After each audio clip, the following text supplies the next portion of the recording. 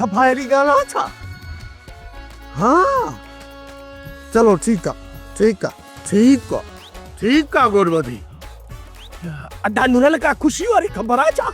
हाँ वदा नीरले साबुओ के पुलिस काबू कयो आ गुरबदी अने ये तक कयो। हाँ इकोड़ गर मुक तू कर इकोड़ गर तो के बकर रहे सही अदा अति सर्दी जी अति गर्मी ॾिसे थी न भेनरुनि जी बेइज्जती जे करे ये असांखां पलांद था वठनि।